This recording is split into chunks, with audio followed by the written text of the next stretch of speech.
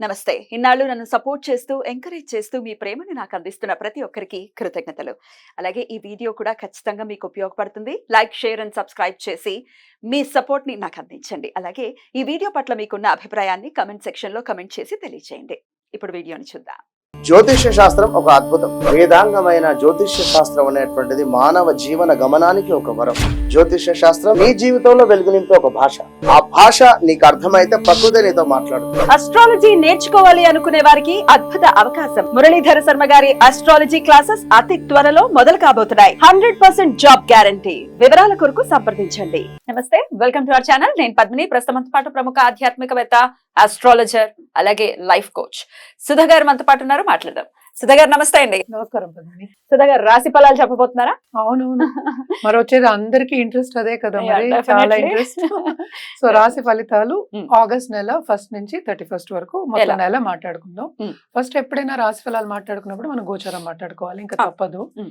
So మనకి తెలుసు, ఇప్పుడు రాహు ఏమో మనకి మీనంలో ఉన్నారు. ఇప్పుడు మేషంలో ఏమి ప్లానెట్స్ లేవు. అవును.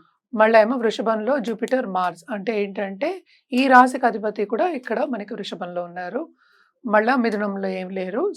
సన్ ఏమో ఇక్కడ మనకి కర్కాటకంలో ఉన్నారు. Mm. సో ఆయన ఏంటంటే దిగుతున్నారు 16th, ఇక్కడ రాసా అందుకనే డేట్ 16th దిగుతున్నారు అనమాట Ah. సింహానికి.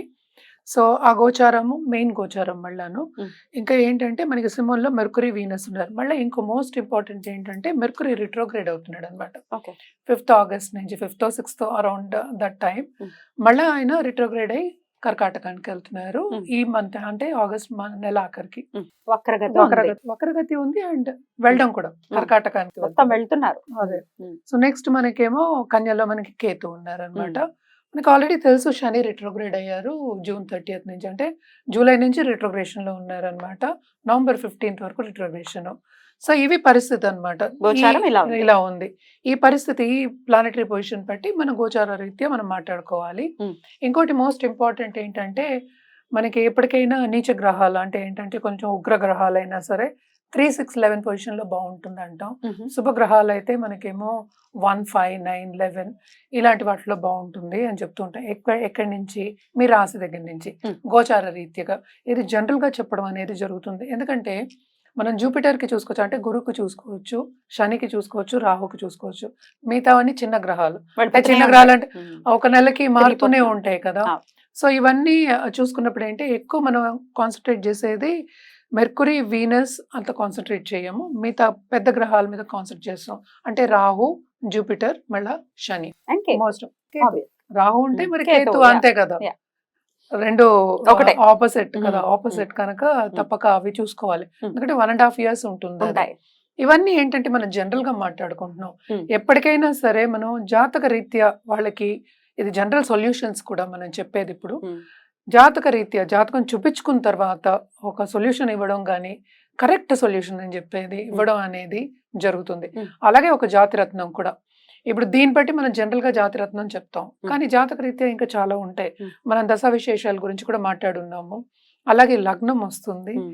సో లగ్నం రీత్యా ఇదేంటంటే మూన్ పట్టి, అంటే ఏంటంటే మనకి గోచారం చంద్రుడిని పట్టి రాశిని పట్టి మనం మాట్లాడుకుంటున్నాం. Right. అందుకనే రాశి ఫలితాలు అన్నాం. Right. సో ఆ ఫలితాలు కొంచెం జనరల్ గా ఉంటాయి. Mm. సో ఎవరికైనా కావాలి అంటే తప్పక జాతకం అనేది పరిశీలించుకోవాలి. Right.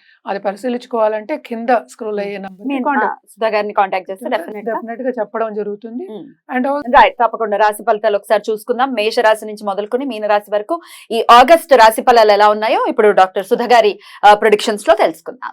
కుంభరాశి వారికి ఆగస్ట్ నెల ఎలా ఉంటుందని అనుకోవచ్చండి? యాక్చువల్ గా కుంభరాశి వాళ్ళకి మనకి తెలుసు శని ఏమో కూడానే కుంభ శని ఎప్పటికైనా బాగా ఇస్తాడు. అవునా? శని ప్రీతి ఉంటే అంతే. కుంభం అంటే ఏంటి? తొణకకుండా విపరీతం. ఉంటుంది. విపరీతం అన్నమాట. నువ్వు అనుకోనంత ఇచ్చే ఒక ఇది. అందుకనే మూల త్రికోణం కూడా అన్నాం అనమాట. కానీ శని రిట్రోగ్రేడ్ లో ఉన్నారు కనుక అప్స్ అండ్ డౌన్స్ ఈ నెల అంతా అని చెప్పుకోవాలన్నమాట. అదొకటి కాకుండా మనకి 3rd లార్డ్ ఏమో 4th లో పడ్డాడు, అంటే కంఫర్ట్ లెవెల్ కొంచెం తక్కువ ఉంది. 2nd లార్డ్ తో పాటు ఉన్నాడు అంటే మనకి కెరియర్ విస్తరిస్తుంది, కానీ ఖర్చులు చాలా అధికం. Mhm. సడన్ గా లాసెస్ అయ్యే ఛాన్సెస్ ఎక్కువ కనిపిస్తున్నాయి అన్నమాట. అంటే కష్టపడింది ఏమీ రాదు, శ్రమ పడాలి. చాలా శ్రమ అనేది అధికం, బాధ్యతలు కూడా అధికమే ఈ నెల అంతాను అని చెప్పుకోవాలన్నమాట. ఇంకోటి ఏంటంటే మనకి మార్స్ ఏమో 5వ ఇంటికి వెళ్ళిపోతున్నారు. అంటే towards end of this month అన్నమాట. అప్పుడు కొంచెం బెటర్ అయ్యే ఛాన్సెస్ ఉన్నాయి. కానీ ఏంటంటే మళ్ళీ ఆటంకాలు ఎక్కడ ఆర్థిక పరిస్థితుల్లో ఆటంకాలు వచ్చే ఛాన్సెస్ కనిపిస్తున్నాయి అన్నమాట. జనరల్గా చెప్పుకోవాలి అంటే ప్రీవియస్ మంత్స్ కన్నా ఈ మంత్ బాగుంటుందని చెప్పుకోవాలి. ఎందుకంటే రిట్రోగ్రేడ్ అయినప్పుడు కొంత ప్రభావం మనకు తెలిసింది ఏంటి, ఏల్నట్స్ అని ఉందని అందరికీ తెలుసు ఆల్రెడీ ఉంది. కానీ కొంచెం పట్టు విడుపు అనేది ఈ నెల బాగుంటుంది, కొంచెం హ్యాపీగా ఉంటుంది అని చెప్పాలన్నమాట. ఎందుకంటే ఇవి మంచి పొజిషన్స్. సెకండ్ ఏమో 4th లో మంచి ఇదే. మళ్ళీ ఏంటంటే second half of this month sun మనకి 7th వస్తున్నారు. 7th లో ఉన్నారు కనుక పార్ట్నర్షిప్ బిజినెస్ విస్తరిస్తుంది. అలాగే దాంపత్య జీవితంలో ఉన్న వాళ్ళందరికీ, వాళ్ళ పార్ట్నర్స్కి, లైఫ్ పార్ట్నర్స్కి చాలా బాగుంటుంది. వాళ్ళ పరిస్థితి మెరుగుపడుతుంది. గవర్నమెంట్తో మనం పని చేయించుకోవాలంటే తప్పక పని చేయించుకోవచ్చు, ముందుకెళ్ళొచ్చు కూడా, బాగుంటుందని. ఎందుకంటే 5th లార్డ్ కూడా మళ్ళీ 7th లోనే ఉన్నాడు. సో వీళ్ళ పిల్లలు బాగా అభివృద్ధి చెందుతారు. అంటే ఇప్పుడు చదువుకునే వాళ్ళు చదువుకోవచ్చు, బాగా చదువుకోవచ్చు, మంచి మార్క్స్ తెచ్చుకోవచ్చు. అలాగే ఏంటంటే ఒక అబ్రాడ్ వెళ్ళి సెటిల్ అవ్వాలి అనుకునే వాళ్ళు, ఎందుకంటే సెకండ్ మనకి రాహు ఉన్నాడు. సో కుటుంబ పరంగా ట్రావెలింగ్ చేసే ఛాన్సెస్ ఎక్కువ కనిపిస్తున్నాయి. అలాగే ఏంటంటే మనకి 8th కేతు ఉన్నారు కనుక తప్పక ధర్మక్షేత్రాలు సందర్శిస్తారు. అంటే ఏంటి, మనకి పుణ్యనది స్నానాలు అనేది తప్పదు, ఒకసారైనా వెళ్తారు. స్పిరిచువల్ గ్రోత్ కూడా ఉంటుంది అని చెప్పాలన్నమాట. కుటుంబ పరంగా మాత్రం చాలా ఎదుగుదల ఉంది అని చెప్పాలన్నమాట. అలాగే ఏంటంటే సడన్ ఖర్చు అనేది అధికం ఉంటుంది. ఎలా వస్తుందో ఖర్చు తెలియదు. సో ఫైనాన్షియల్ ప్లానింగ్ మస్ట్ వీళ్ళకి. ఏల్నాట్స్ ఏంటంటేనే ఫైనాన్షియల్ ప్లానింగ్ వేసుకోవాలి. అలాగే మనం దాంపత్య జీవితం చూసాము అంటే అనుకూల పరిస్థితి నెలకొంటుంది, ఉంది, తప్పక ఉంటుంది. 9th లార్డ్ కూడా కదా మనకి, అండ్ 5th లార్డ్. పిల్లలతో పాటు కుటుంబంతో పాటు ఎంజాయ్ చేసే ఒక సమయం, ఒక మంత్ అని అనుకోవచ్చు అనమాట. అలా విందు విహారాలకి వెళ్ళే, అంటే ఏంటి, బయట భోజనాలకు వెళ్ళడం కానీ, డిన్నర్స్కి వెళ్ళడం కానీ, పిల్లలతో ఎంజాయ్ చేయడం కానీ, వాళ్ళ రిలేటివ్స్ మనకి నెక్స్ట్ కజిన్స్ కానీ తోబుట్టులతో కానీ ఎంజాయ్ చేయడం అనేది మంచిది. అలాగే ఏంటి, శుభవార్త వింటారు, తప్పక శుభవార్త వింటారు. సెకండ్, కుటుంబ పరంగా శుభవార్త వింటారు, కంఫర్టబుల్ గా కూడా ఉంటారు అని చెప్పాలన్నమాట. బాగుంటుంది ఈ మంత్. మనం ఏం చేస్తున్నాం, ఇన్ కంపారిజన్ చెప్తున్నాం. అందరూ చాలా మంది ఏంటంటే మనకి కమెంట్స్ కూడా పెట్టేస్తారు, ఏల్నట్స్ అని ఉంది, ఎలా బాగుంటుంది, స్లో అయిపోయింది లైఫ్, ఇట్లా రకరకాలుగా చెప్పేస్తారు. అలా అని కాదు, మనం కంపారిజనే చెప్తున్నాం, ఇది జనరల్ గా చెప్తున్నాం. ఎవరికైనా జాతక రీత్యా మనం చెప్పాలి అంటే వాళ్ళు వచ్చి జాతకం చూపించుకుంటే అది అక్యురేట్ గా వస్తుంది. ఇలాగ మనం జనరల్ గానే చెప్పగలం అనమాట. సో ఇప్పుడు చదువుకునే వాళ్ళు కూడా, ఇప్పుడు కుటుంబంలో పిల్లలు అభివృద్ధి చెందాలి అంటే, ఫారెన్ ట్రిప్స్ ఉండాలి అంటే, వాళ్ళు బయటకు వెళ్ళి సెటిల్ అవ్వాలి అనుకునే వాళ్ళందరికీ మంచి ఛాన్స్. స్టార్టింగ్ ఒక బీజం వేస్తారు, నువ్వు ఇందాక అన్నావు కదా, బీజం వేస్తున్నట్టే అనమాట. స్టార్టింగ్ పాయింట్ తప్పక బాగుంటుంది అని చెప్పాలి. ఎస్పెషలీ సెకండ్, అంటే towards end of this month Venus కూడా మనకి ఇక్కడికి దిగుతున్నాడు అనమాట, 8th కి దిగుతున్నాడు. సో మంత్ అంతా బాగుంటుంది, అంటే సెకండ్ హాఫ్ చాలా బాగుంటుంది, ఆర్థిక పరిస్థితి ఇంప్రూవ్ అవుతుంది, అలాగే కుటుంబ పరంగా కూడా బాగుంటుంది. కానీ రెమెడియల్ మెషర్స్ మాత్రం తప్పవు, ఎందుకంటే ఏల్నట్స్ అని ఉంది, సెకండ్ రాహు ఉన్నాడు. అంటే స్వీట్ గా మాట్లాడతారు కదా వీళ్ళు, ఏంటంటే ఎస్పెషలీ భోజనం టైం అంటే ఏంటి, ఫుడ్ ఇంటేక్ దగ్గర జాగ్రత్తగా ఉండాలి అనేది సూచన అన్నమాట. సో ఎక్కువ తినేసి మళ్ళీ బాధపడకూడదు, స్టమక్ కొంచెం సెన్సిటివ్ అయ్యే ఛాన్సెస్ ఉంటాయి.